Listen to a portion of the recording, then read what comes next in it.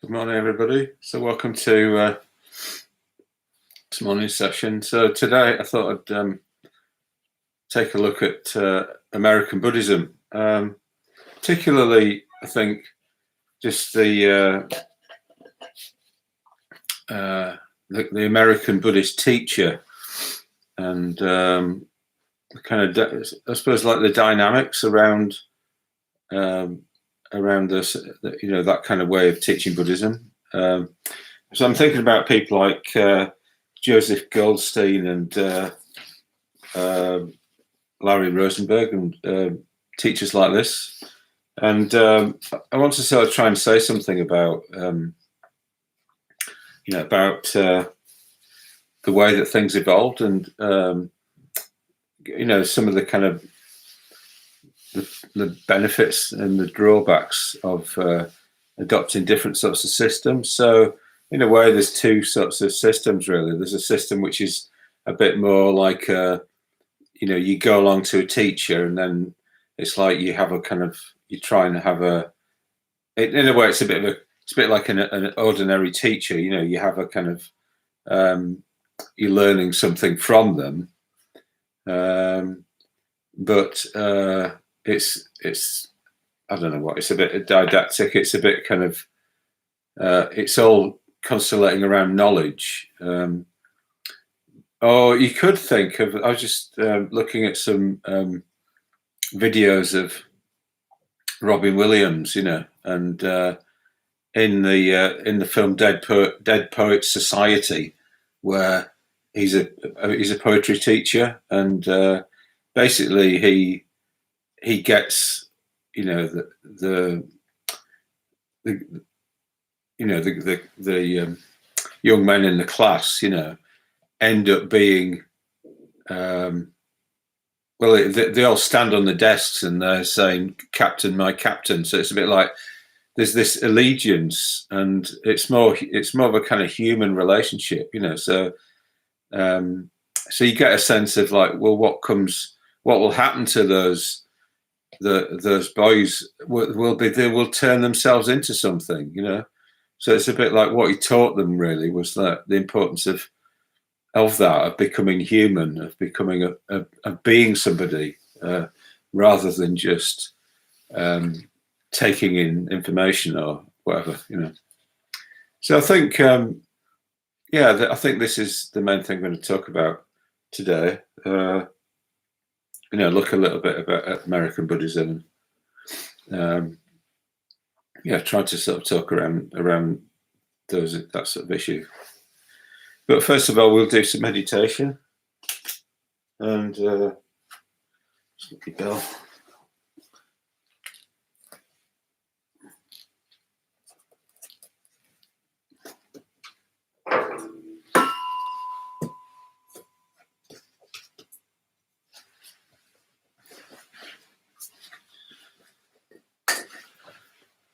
So let's just do a little bit of physical warm-ups in the seated position first of all.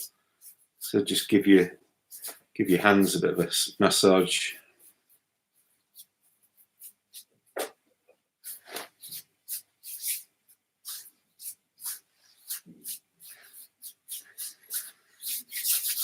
Rub them together. And maybe just cradle your forehead in the palms of your hands. And just tuning into the warmth in your hands. Just kind of hold your hands over your face.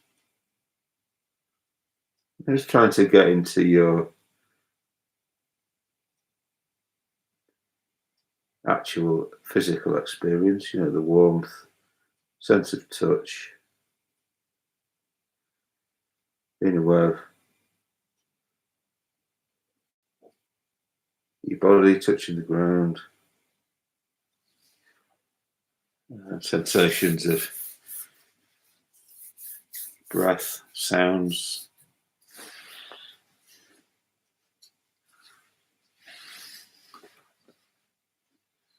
And tuning into how you're feeling at the moment.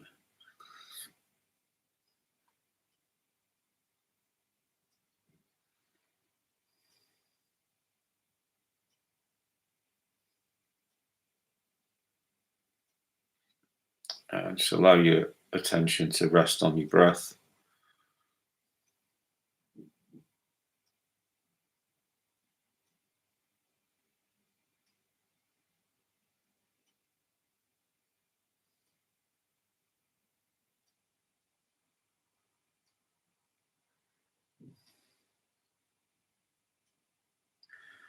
Maybe have a sense of just who you are and what sort of person you'd like to become.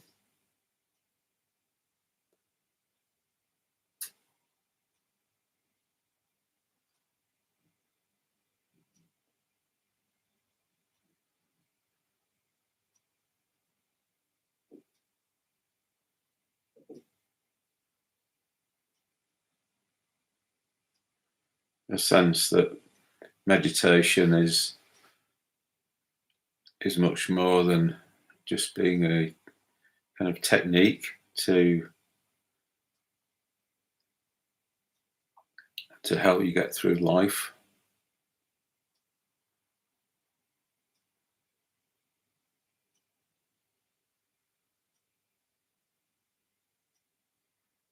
And in a way, it's more about becoming more who you are, realizing your potential.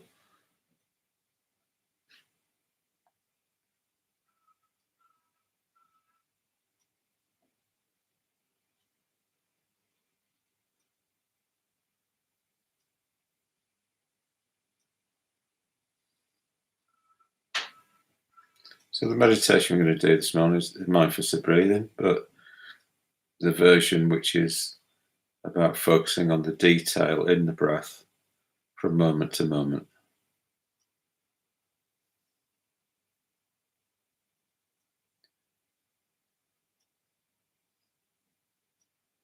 So what can you say is happening with your breath in this moment, right now, and the next moment, the next? If you can say what the detail in that breath is in terms of sensation and movement, then it's quite likely that you are aware in that moment. And if you can't really say what's going on to yourself, you're probably not being actually aware of what's going on.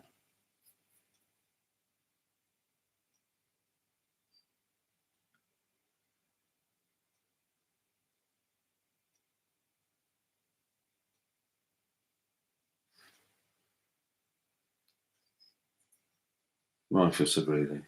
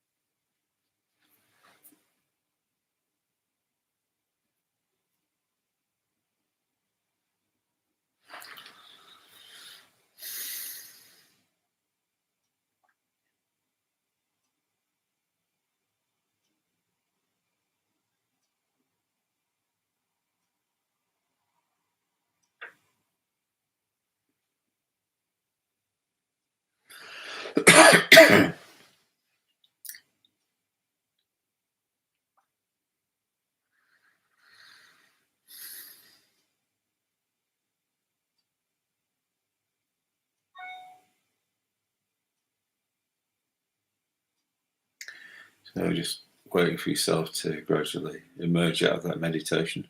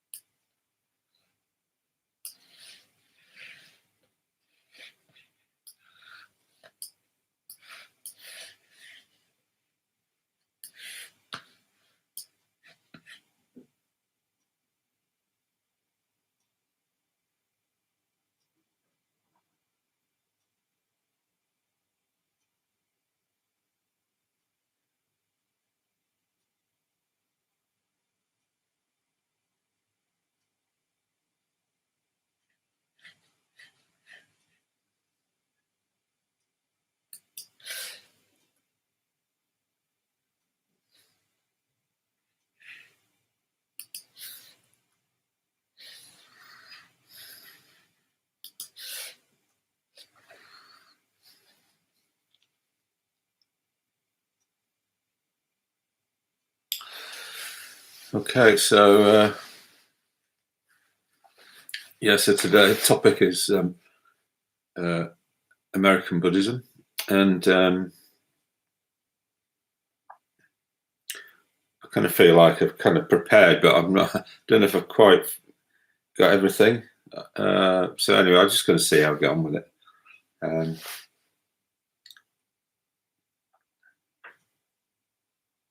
So why am I doing this topic? Well, I think that the way that it's not just how Buddhism is taught in America, but it's more like just the kind of culture of American Buddhism. It has a particular effect, really. So So what what am I talking about here? So so what basically what's happened over history is that you had the Buddha who lived about 2,500 years ago, and then he had a load of disciples. Some of them were enlightened like him, and then his teachings were passed down orally over a number of centuries before eventually they were written down. And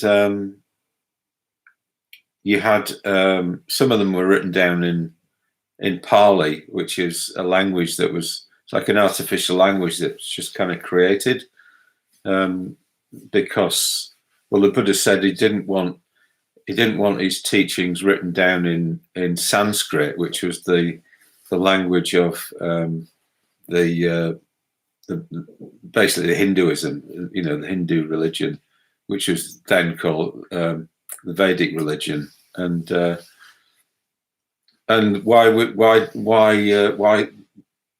didn't it want it written down in Sanskrit? Well, I think the way that there's something about Sanskrit and the way that things are written kind of in meter and everything, which kind of, I don't know, he wanted things written in the vernacular, he wanted things written down in people's ordinary language, because I think what came along with Sanskrit was some views that weren't quite Buddhist, maybe, about the sort of holiness of the word and speech and things.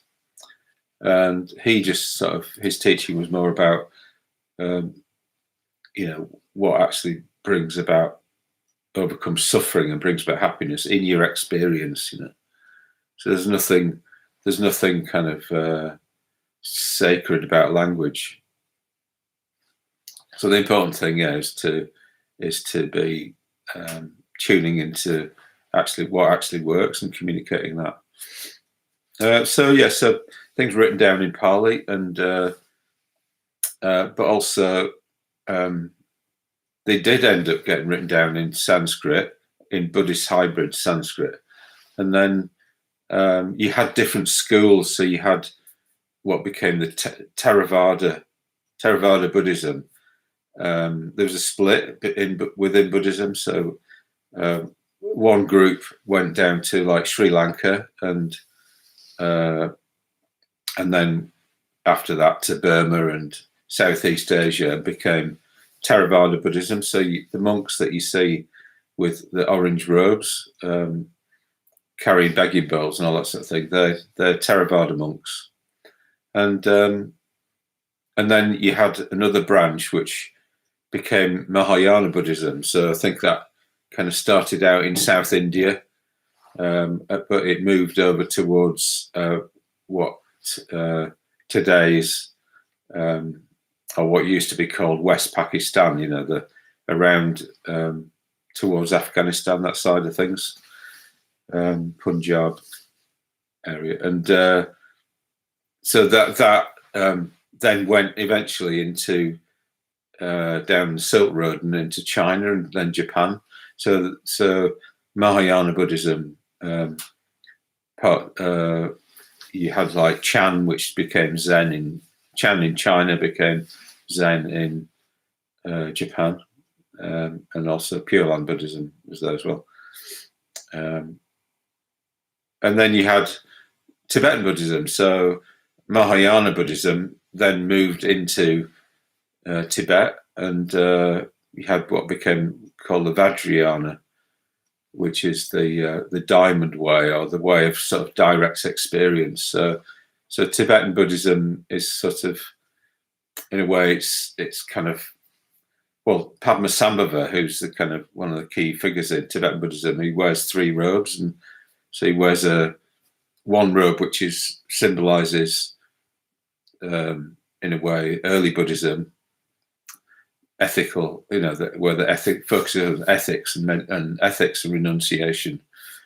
He has another robe which symbolizes the Mahayana, which is the altruistic Buddhism, and then he's got another robe which symbolises the Vajrayana, which is the path of like direct experience and kind of, in a way, sort of the direct confrontation with reality, that sort of thing. So yeah, so you've got this history of Buddhism, which has then meant that you've got these different schools, and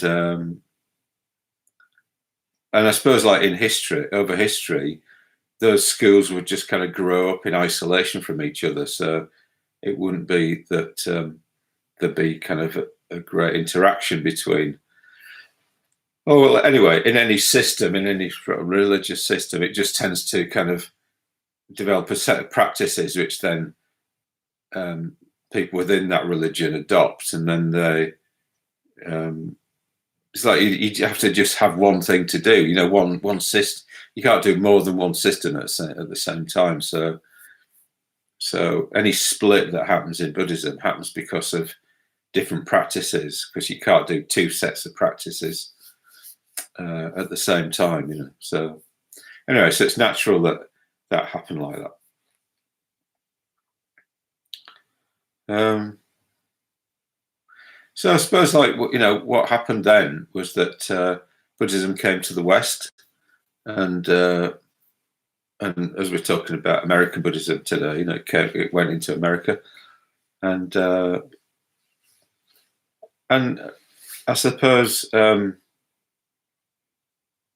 you know, people, you know, you would have monks coming from Sri Lanka, you know, from Japan, you know, from Tibet, you know, and start teaching in America and in the West in general.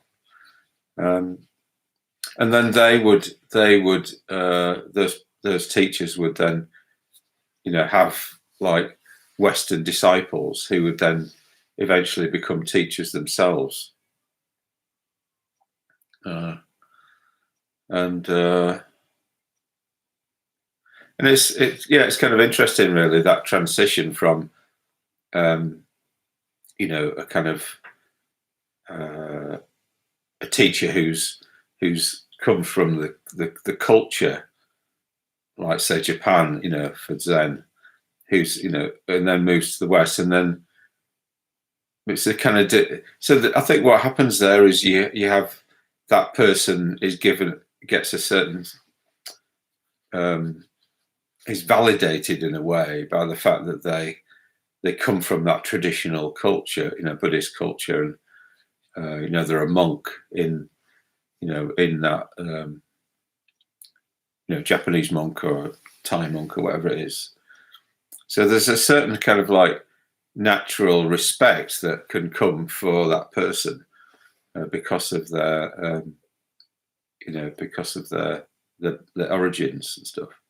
And often, you know, they come from a particular lineage. So like Chogyam Trungpa, who went to America, you know, had been a kind of, he'd been a sort of you know, an important lama in Tibet, and then he just, you know, so he took that with him.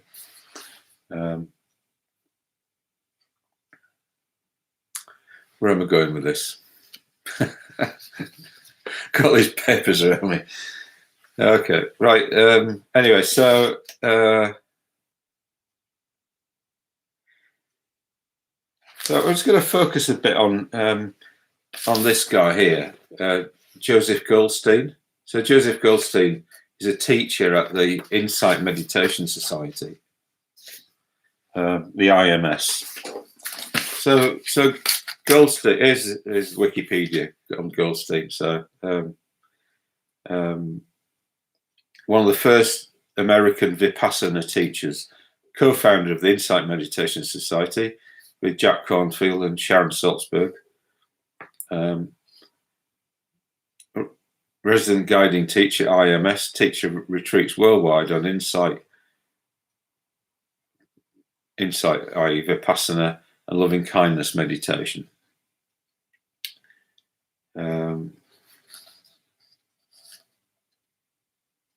So he 1965, graduated from Columbia University as a philosophy major.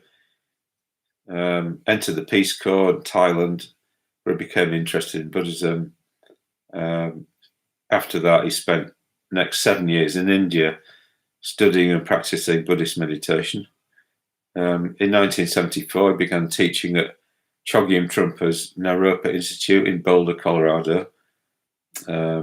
He's been leading Vipassana and Metta retreats worldwide since 1974. 1975, co-founded the IMS in Bar, Massachusetts, with Jack Cornfield and Sharon Salzberg. 1991, helped establish the Bar Center for Buddhist Studies. 1998, co-founded the IMS Forest Refuge for long-term personal retreats.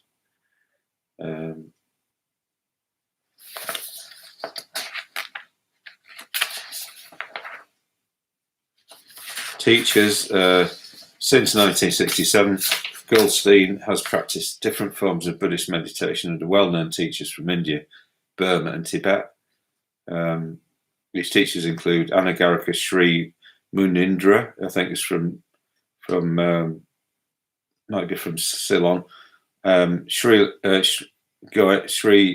Goenka of the 10-day Vipassana retreats, Deepa Ma Sayadaw Upandita, and then Tulku Urgyen Rinpoche's Tibetan teacher, and Nosui Khenpo Rinpoche, is another Tibetan teacher. So, so Goldstein has, produced various books, and one of them was called The Experience of Insight. So, where's that from? I think it was quite early, this one.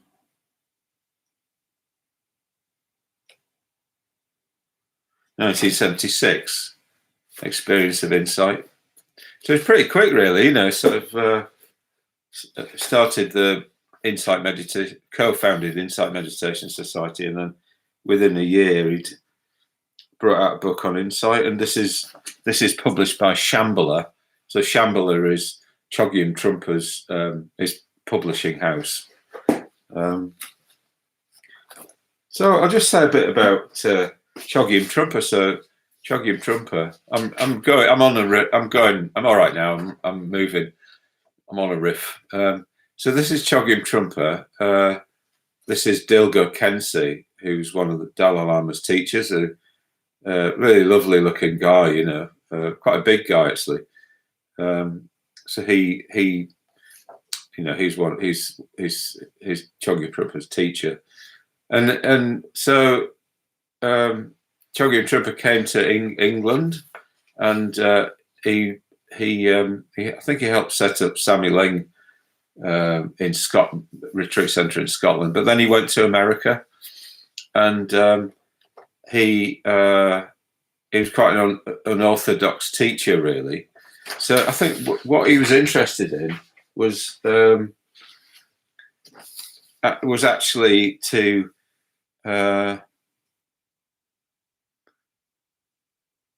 it's almost like the kind of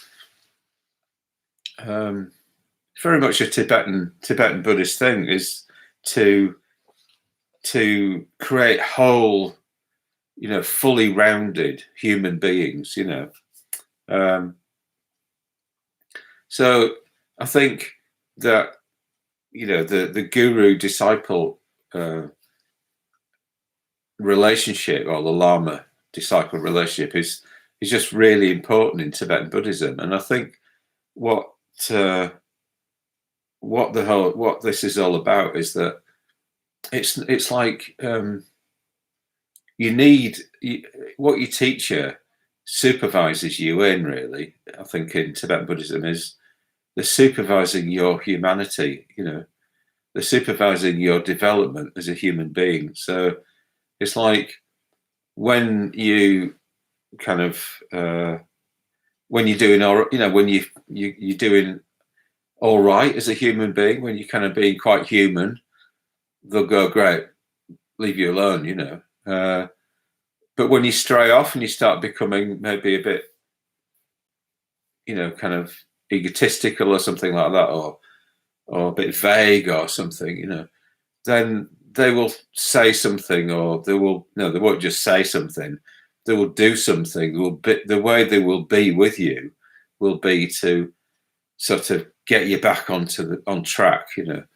So it's about. So I think, you know, Buddhism, from my point of view, is like, it's about becoming somebody. You know, it's about who you are, and you know, that's what the training's all about. So it's like you.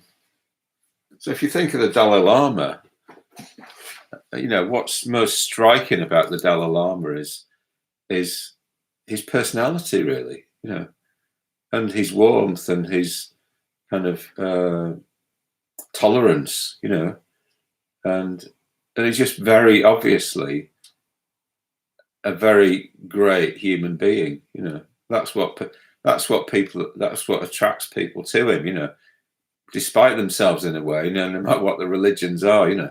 It's like he's just a very, very attractive personality. So and I think that's because he's embodying what it really can be to be human. So when Chogyam Trungpa went to America, I think what he wanted to do was to take Americans and make the most out of them, that you know, develop their humanity as much as possible, you know. So, you know, we're all nationalities have their particular cultures and ways of doing things, and, you know, sets of views and stuff. You know, so say, for instance, in America, it's like people kind of have 2 weeks holiday a year, you know, and they're so, you know, often fully into what they're doing, you know. They're you know, it's very pragmatic. It's you know, that's part of the American culture, is this pragmatism. But it has a downside in that,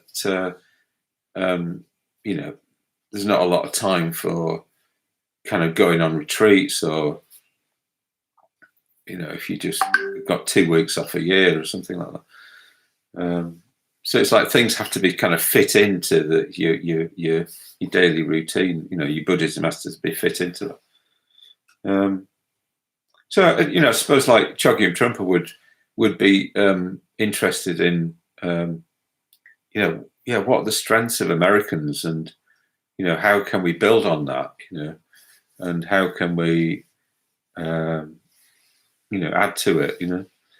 And in Tibetan Buddhism, you've got a kind of maybe as part of this whole thing of like, the important thing is like who you become, who you are, rather than you know, putting on some sort of face, or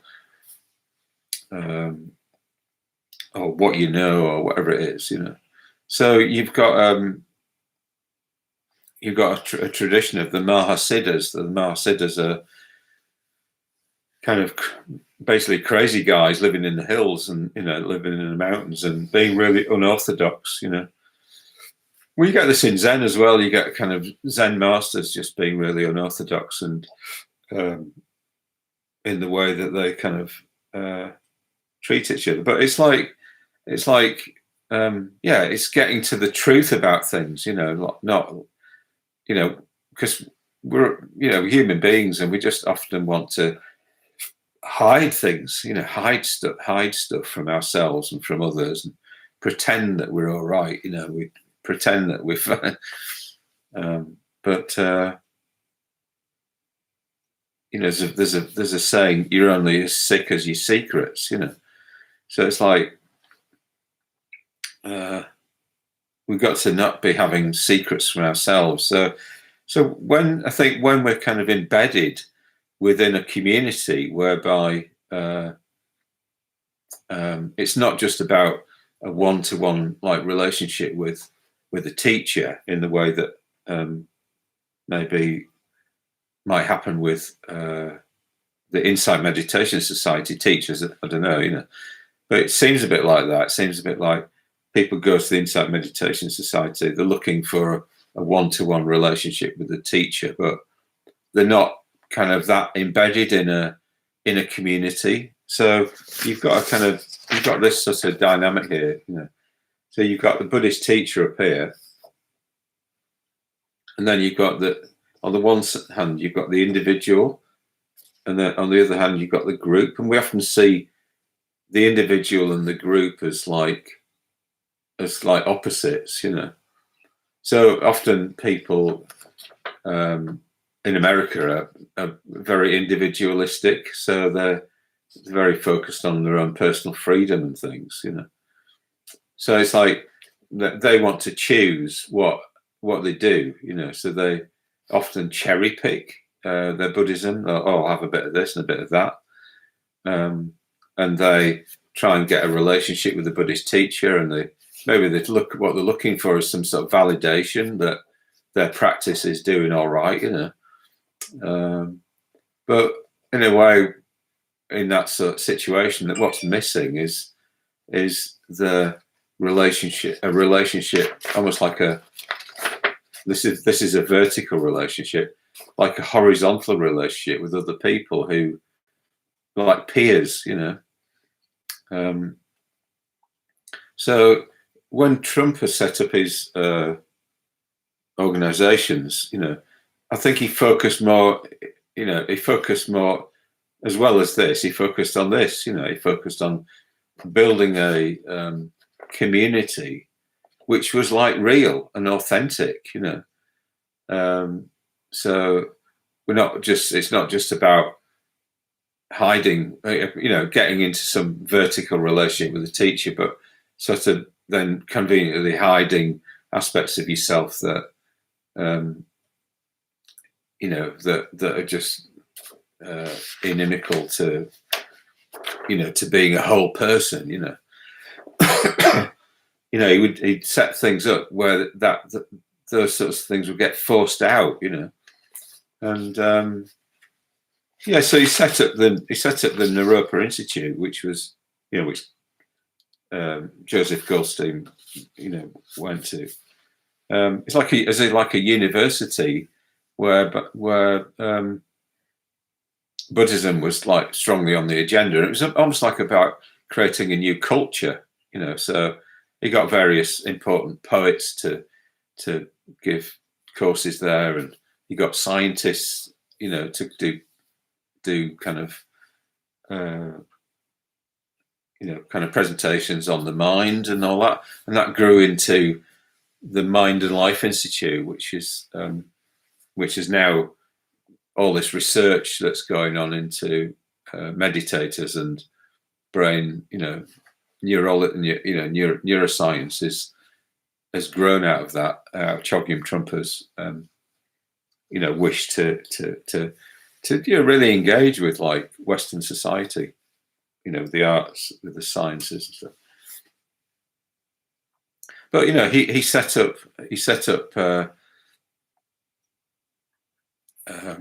he got people serving him, he set up a kind of dynasty, slightly based upon what would happen in Tibet, so in Tibetan Buddhism, as part of the pragmatic system of that, Vajrayana, it's like, because the Buddha was like lived 2,500 years ago. If you sort of try and think in terms of, well, how do I bring the Buddha principle into my life, Well, Tibetan Buddhism says, well, you treat the Lama as if he's the Buddha, You do whatever he says you should do, So Chogyam Trungpa set up this, with his disciples, whereby here's him on a golf cart. So it was like, well, he got them to kind of almost like embrace almost like treat him and his wife as like royalty. But the point wasn't that they wasn't so he could benefit from that. He wasn't interested in that. What he was interested in is like getting them to serve, So rather than serving themselves, which is often what they were used to, and doing what the hell they liked, he got them to serve, So he put on banquets and all sorts. But the point was that they were learning how to serve. And he even created a kind of a sort of Buddhist sort of like joke military, whereby they would be like called the Vajra guards, and they would protect, be there to protect, and they'd play games up in the mountains and stuff, where they'd kind of like, but it's almost like wide games. So it's almost like they get one lot attacking another lot, But the point is that they're all kind of learning, engaging with their deeper energies, the competitive energies and their, yeah.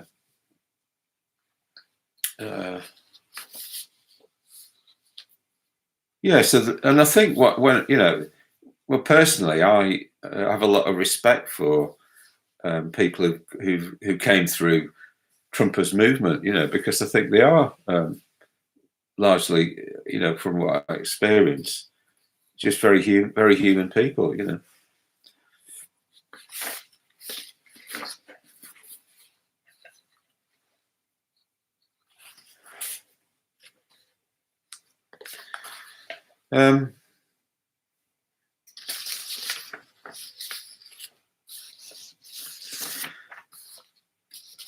So just moving back over to Joseph Goldstein.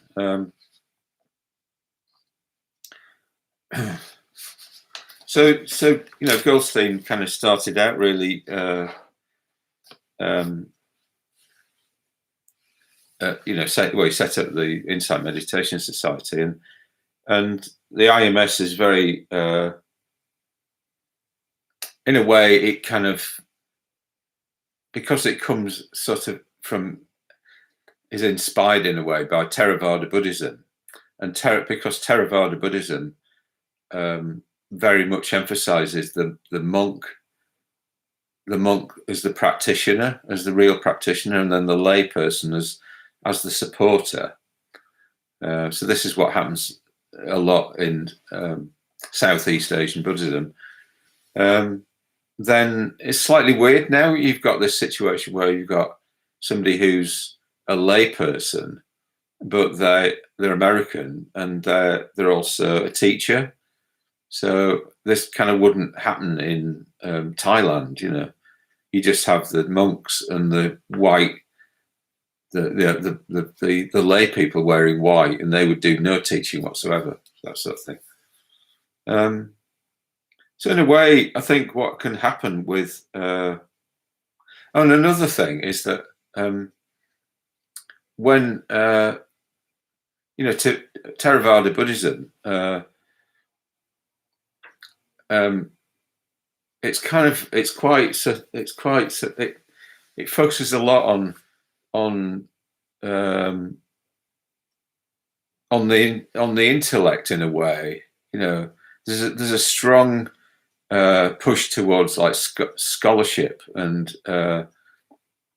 seeing and aware, just mindfulness, and seeing into the impermanent nature of things, and that has been, in a way, that has been kind of reinforced by Western scholars who would see that, in Theravada Buddhism and kind of like, in a way, kind of rejoice in it, like, oh yeah, this is a bit analytical. This is good. This is going back to the Victorian era. It's like, people would be interested in getting away from religion and moving towards this sort of rational way of approaching life, And so when they saw this was like Buddhism in Southeast Asia, they go, oh yeah, great, it's rational, But but maybe it's too rational. Maybe it's too much that way, you know. And sometimes the emotions can just get left out of the picture. And even though the loving kindness meditation is there, you know, within Theravada Buddhism, I think it gets downplayed quite a bit. Whereas in Mahayana Buddhism, it gets really played up, you know, and emphasized, and compassion and that sort of thing. So, so in a way, you know, people at the Insight Meditation Society, they kind of look to, for in a way that for validation, they've got to have the monks there, you know. So, you know, I think when they had the kind of anniversary of something like 30 years of the Insight Meditation Society, the ceremony was presided over by a monk, you know. So it's almost like you've got, the monks give the validation, but then the teachers kind of sort of do sort of do their own thing. So here are some teachers from the Insight Meditation Society. This is Bhikkhu Nalya, who's written many books on Satipatthana, mindfulness, published by Windows Publications. There's some nuns there, and then there's Western teachers. So, you know, same Joseph Goldstein, other Western teachers. There's actually 95 teachers on the website, IMS website. So I think that I think you do have these like two strands. You know, you've got the Trungpa type strand where and in a way the Tibetan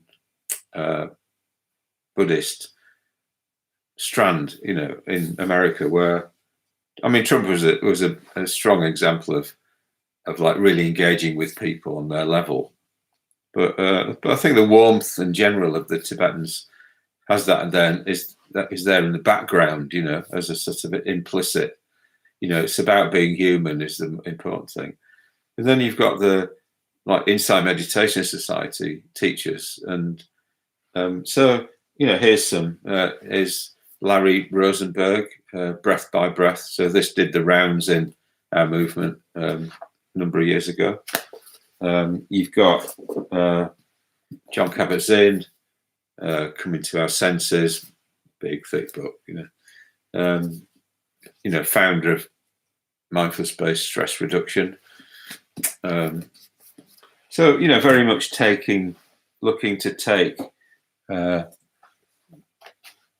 Buddhism and adapt it for a Western audience, secular audience. You got people like Ayakema, Be an Island, Buddhist practice of inner peace. Yeah, you know, these sorts of people. So, so where am I going from here?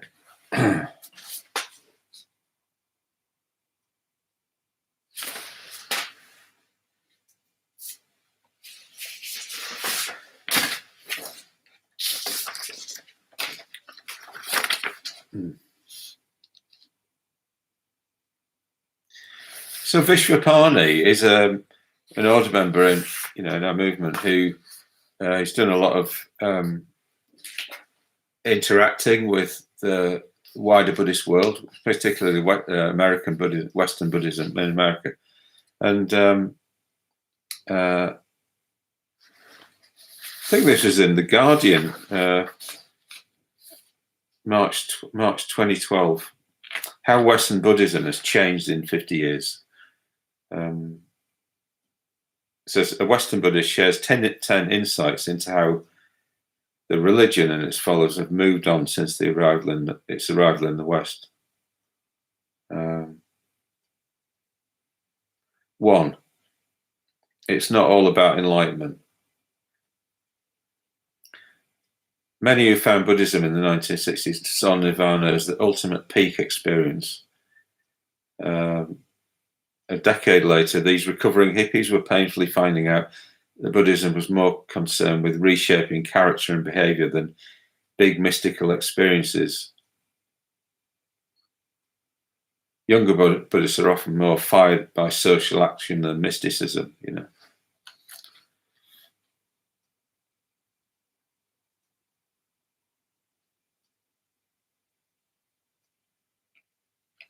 So yeah, so big mystical experiences. So it's interesting that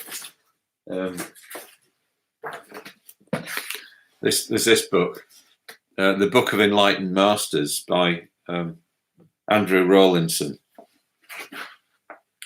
So what Andrew does is he goes into a lot of the teachers. He's got a Sangharakshita here, but a lot of the teachers in the West, and he sort of analyzes their lineages and you know, but he calls them all enlightened masters, you know. It's making a bit of an assumption, that really. But it's interesting that,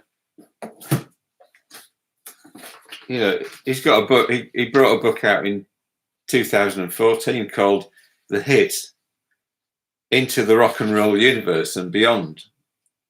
There's a guy being hit by lightning. You know. So it's a bit like, you know, there's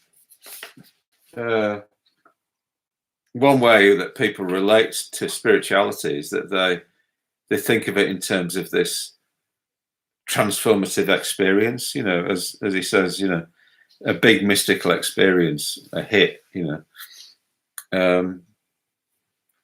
And yeah, maybe like, so some of these people that are going to insight teachers, you know, like Joseph Goldstein, maybe that's what they're motivated by, you know, some sort of hit, you know, not exactly a hit, but like a kind of insight, they're wanting to have to change, you know, just be different, to be, you know, to become, to be able to kind of claim something, you know, that they've got somewhere with their spiritual life, you know. So when, you know, so he was taught by Goenka, so people go on Goenka retreats for 10 days. They probably haven't got a meditation practice very much, or relationships with other spiritual practitioners, you know. And then they go on, they spend 10 days on a really intensive meditation retreat and probably get some sort of peak experiences, you know. But in terms of transformation of themselves, it's not as if that, it's not a lot that when they go back, it is, they've had an experience, but that then fades away, and then they're kind of pretty much the same person, you know. So I think that's it. It becomes a bit of a like a with consuming experiences rather than really kind of changing.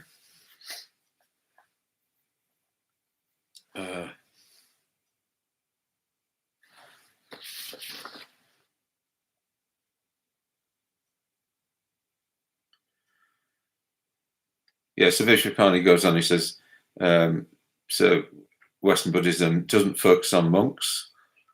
You know, non-monastic practitioners are often very serious, and they power the various Buddhist movements. Tibetan Buddhism has baggage, you know, so, you know, I don't know. So the people are idealized, Tibetan teachers were idealized, and, you know, when they first came over and all that. And then, I mean, Chogyam Trungpa, you know, he was a fantastic bloke, but he, you know, he was basically an alcoholic. You know. And his successor was really unskillful in terms of like transmitting AIDS to some of the people, his disciples and stuff.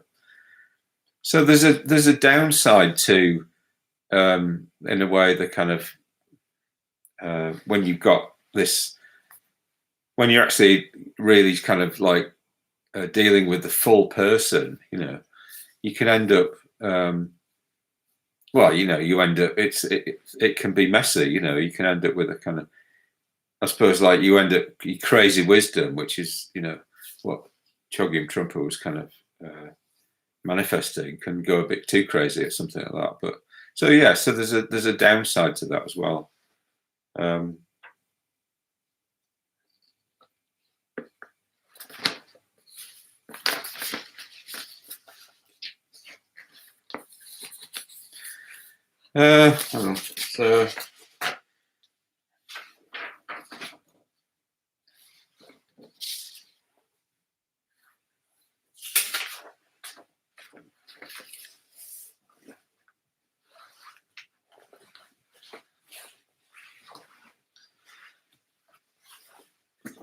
So maybe you can go too far in either direction in terms of like a sort of IMS type model, or in terms of a Chogyam Trungpa type model,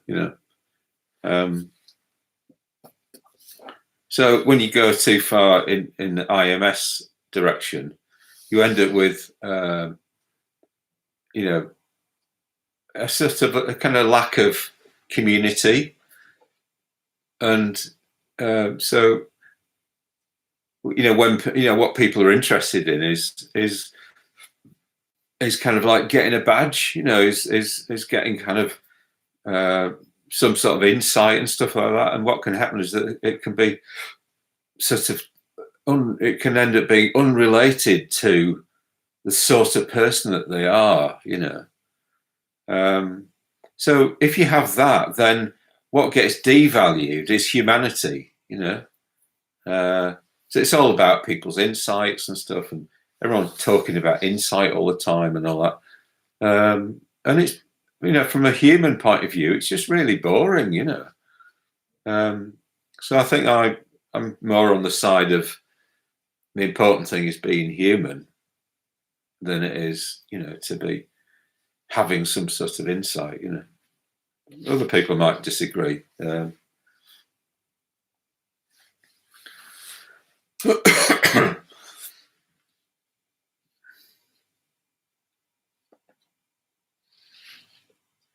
I suppose the other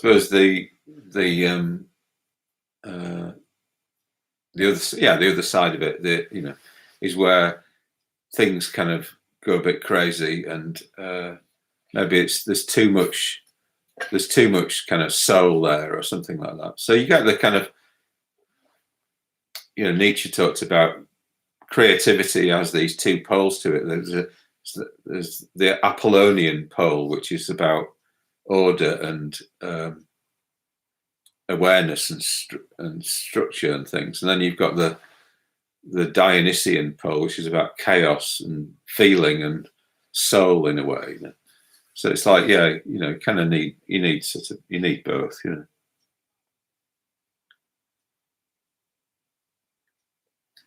And I think what you want is a kind of lively conversation. So maybe this is what we need to have, is like a lively conversation around, well, what is Buddhism actually about? Is it about just gaining this sort of abstract insight that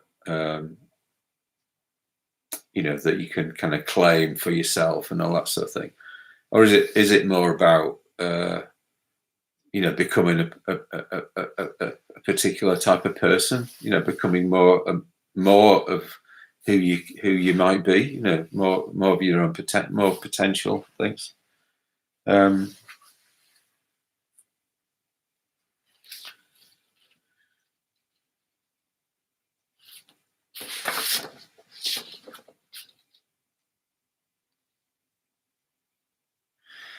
So I'm just going to finish off a bit with. I was on a retreat with Ratnaguna, and so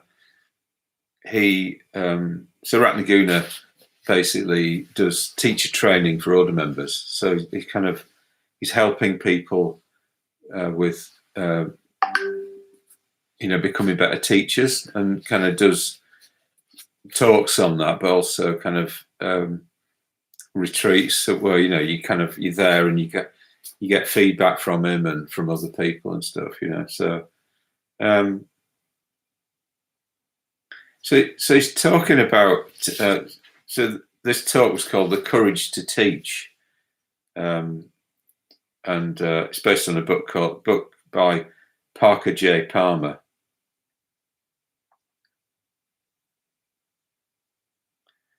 And he says that there's 6 paradoxes in a teaching situation. So it's like there's six things that you have to kind of bear in mind, where 2 things are both important. So I think this probably hopefully relates to what I'm talking about American Buddhism, that you need certain conditions in place in a kind of in your situation. So the first one is about space. So the space that you're in. So, for instance, the room, the atmosphere, the material setup of the room that you're in needs to be kind of bounded on the one hand, but open on the other. So you can think of this as like this. Think of the atmosphere within a place, within a Buddhist movement. So so you need to create space. So there needs to be questioning of the text. Maybe the questioning of the teacher in a way.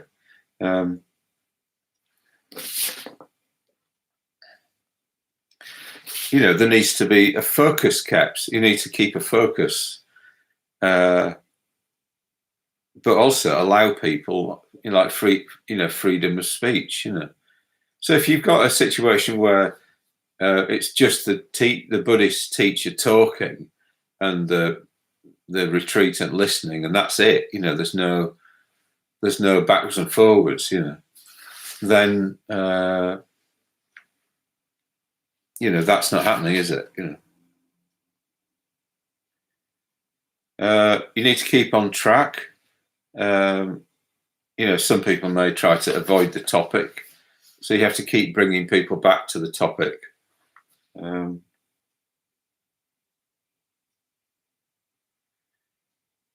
It says some people need a long journey, so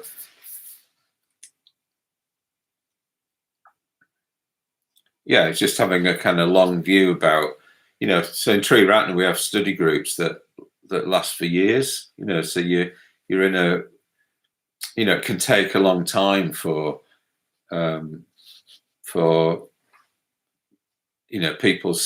people's kind of views about things which go really deep, entrenched views to sort of soften up over time, So I think you need to give things a long time.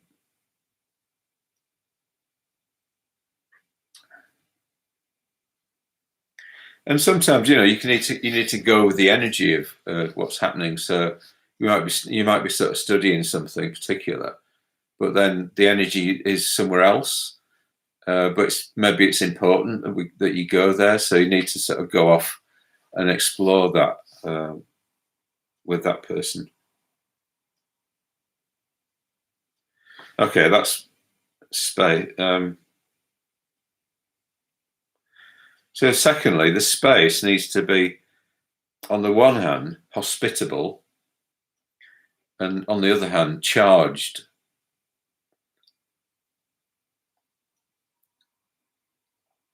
So, when Chogyam Trumpa's disciples are all playing at raiding parties in the hills around Boulder,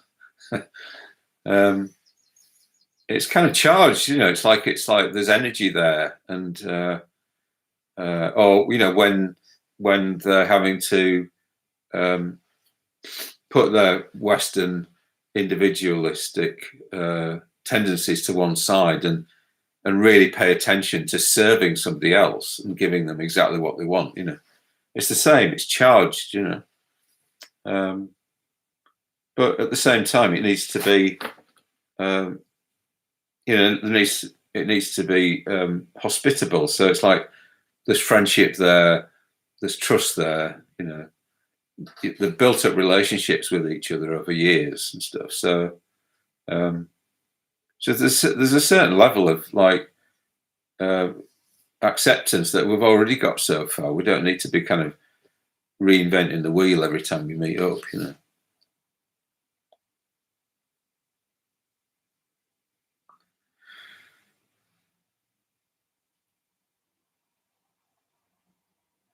Says fill space with topics of significance and refuse anybody to evade or trivialize them. So I think that's charged, isn't it? That's you're trying to keep steering back to the point, steer to the deep. We're here for a particular purpose, not just to hang out.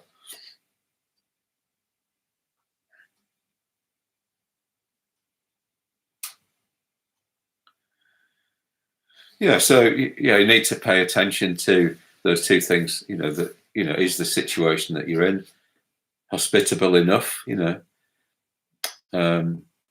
I think one of the downsides with a lot of the teaching, which is on the insight meditation IMS side of things, is that it's like things that have become commodified and professionalized.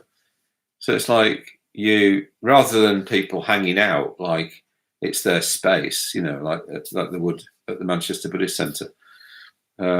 It's more like you go there and you pay a certain amount of money, and then you're kind of within it for a certain amount of time. Or you train as a teacher, you train as a mindfulness teacher.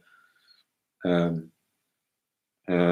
it's a kind of a bit of a professional relationship, and in that sense, it can be a little bit cool, rather than hospitable. Or the hospitality is a bit. It's a bit. What's the word? It's a bit utilitarian or something, So I think one of the reasons why there's an emphasis on Buddhist teachers not charging for the Dharma, not treating it as a transaction, is that it's not very hospitable, is it, to be saying, oh well, this is the most important thing in life, but I'm going to charge you for it. So it's like the most important things in life should be free, really, because it's reality that's giving them, not us.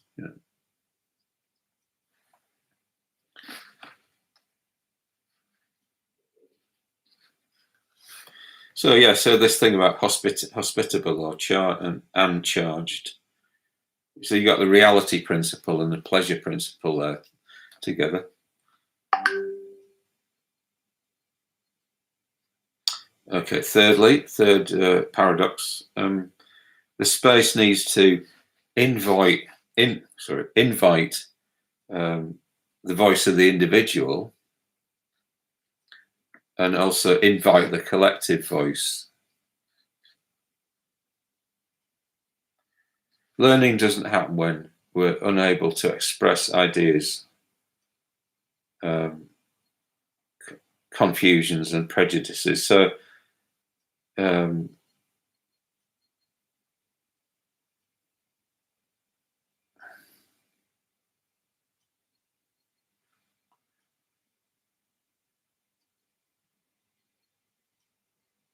so the individual needs to be able to express honestly what they actually think, and I think this is what happens in Buddhism courses at the Buddhist Centre in Manchester. We present some of the ideas of the Buddha, you know. So this is what he thinks, you know. This is how he expressed himself. And then, what do you think? You know, how do you deal with this particular issue, you know, in your own life? So it's like, so you need to have the two, the two need to, for them to be any transformation of the one by the other, the two have to be in the room, you know, both what you actually think and some idea of what the Buddha might think.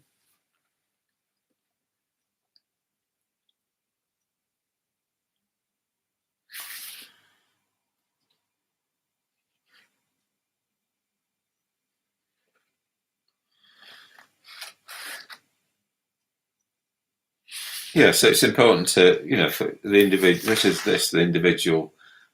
The individual and the group, you know, both hearing both, you know, because we've got to sort of be in some sort of relationship with some sort of community, you know, and you know, it needs to be like to be talking about Buddhism. We've got to be in a Buddhist community.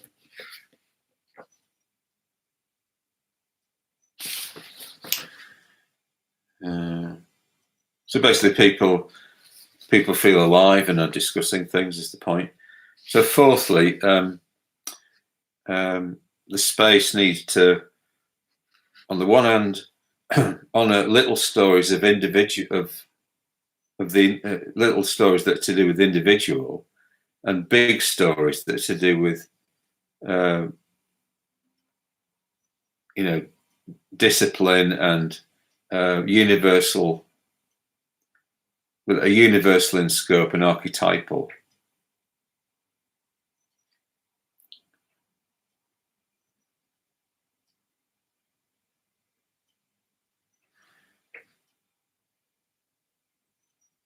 So let's see how this relates.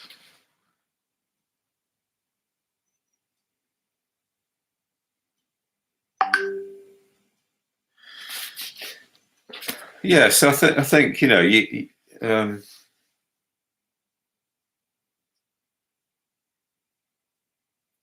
so I've got written down here that the story of Hakuin. So Hakuin was this Zen master who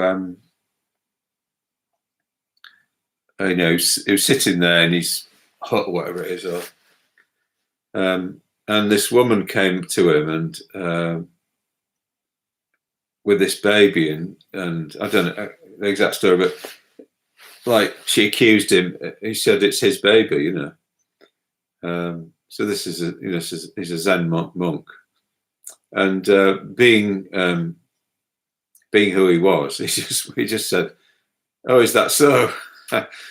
And he took the baby and he started bringing it up. And then later on, the woman maybe came to her senses a bit. You know, maybe she was like unmarried or something. And she said, "No, actually, it's not his baby." And then he just went, "Is that so?" And he just gave it back. So maybe this is a story. This is a big story to do with, you know, an enlightened, basically a kind of enlightened Zen master and how he would act in the world, you know. So it's like we need to have those sort of narratives going on somewhere in our, you know, in our minds. Yeah, this is what an enlightened person would do, you know. But you know, we need to honor our own like little stories, you know, the things that happen to us, you know, so that we're not always just trying to sort of strain to be the bigger, you know, archetypal figure or whatever it is. That we're actually staying human and where we're actually at, you know.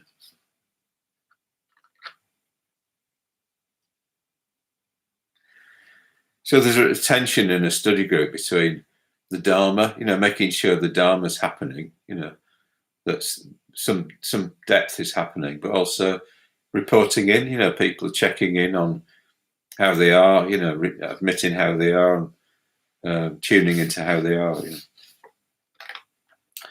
Okay. Fifthly, the space needs to be, on the one hand, there needs to be a sense of solitude, and on the other hand, you're surrounded by the resources of the community.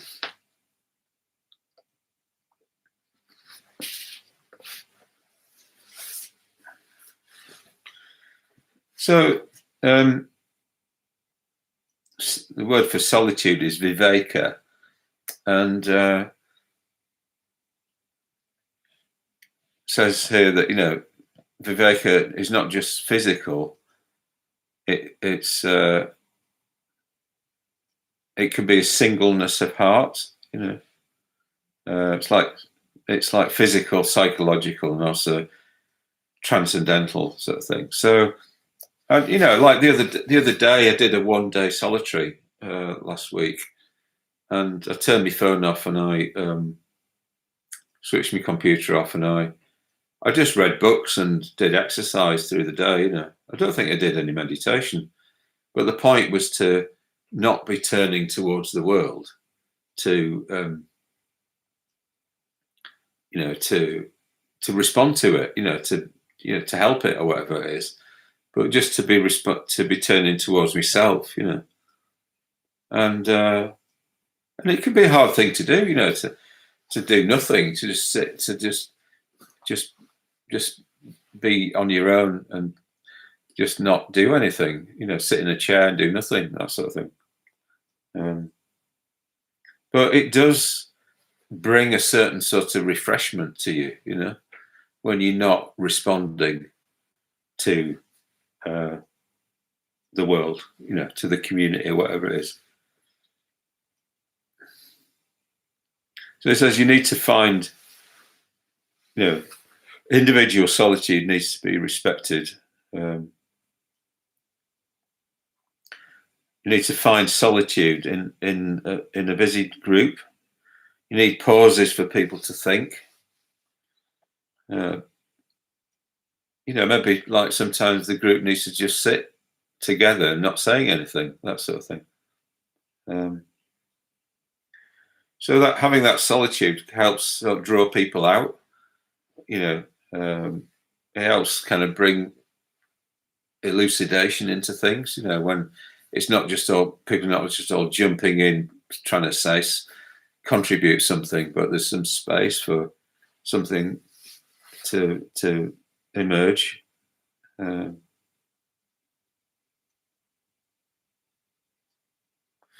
there's a quote from Rilke here, the poet Rilke. Older couples lovingly safeguard the other's solitude.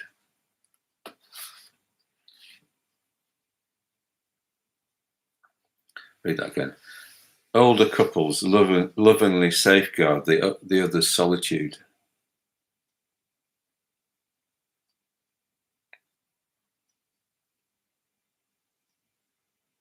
I think I experienced that with my friends in the order, that they will be looking out for me. Am I getting enough solitude? Am I getting enough quality time with myself and that sort of thing? They'll be actively interested in that. And then finally, the space, the learning space, needs to have silence in it and speech in it. So Ratnagun says that Parker Palmer's a Quaker. So you get this idea of speaking out of the silence. So in a Quaker meeting house, they have it's like a circular room or circular seats, and people just sit there in silence, and then whenever they speak from the silence. So it's like they only speak when something important, in a way, comes up for them, that they want to express, but otherwise, they stay silent. He says people are often frightened of silence. You need to help speech be informed by an attitude of silence. So, in a way, it's an attitude of reflection. You need to have space to bring the emotions in. And people often will, before a talk at a Buddhist center, will often lead a meditation. This just helps it help the mind quieten down.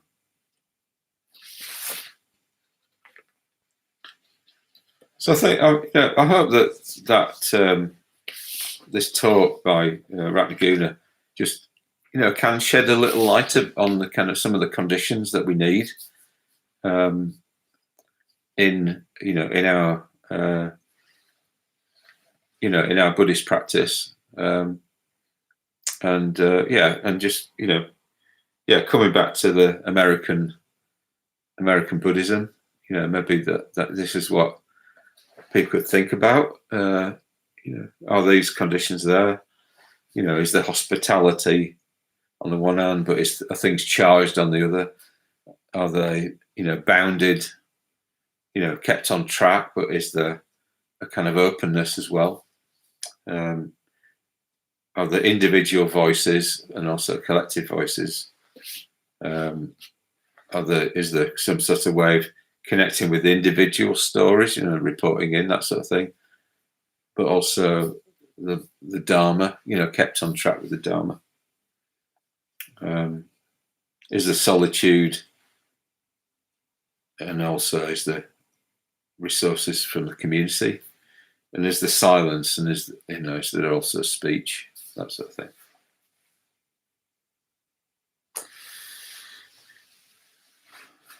Yeah.